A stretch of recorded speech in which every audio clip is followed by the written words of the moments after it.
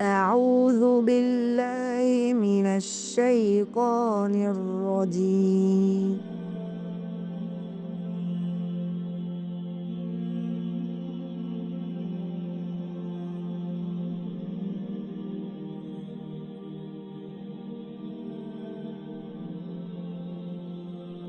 السلام عليكم ورحمة الله وبركاته.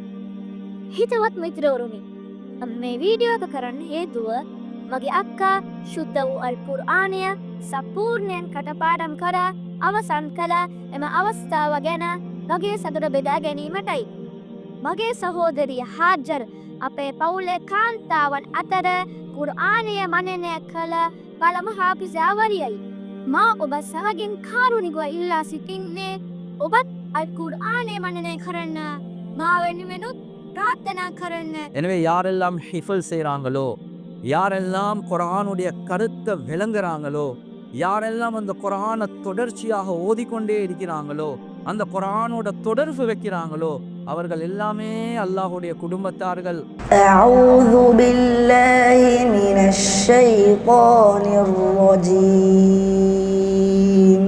பிஸ்மில்லாஹிர் ரஹ்மானிர் ரஹீம்.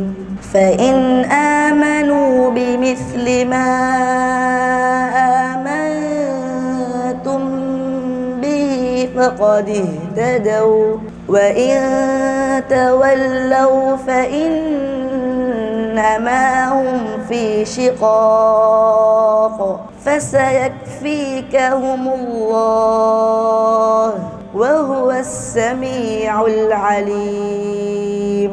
صبغة الله ومن أحسن من الله صبغة ونحن له عابدون.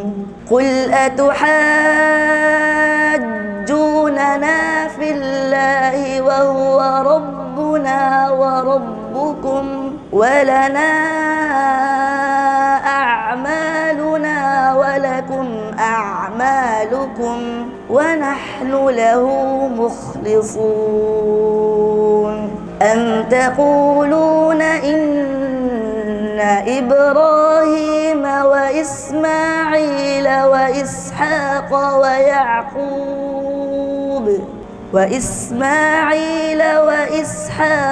ويعقوب والأسباط كانوا هودا أو نصارى قل أأنتم أعلم أم الله ومن أظلم ممن كتم شهادة عنده من الله وما الله بغافل عما تعملون.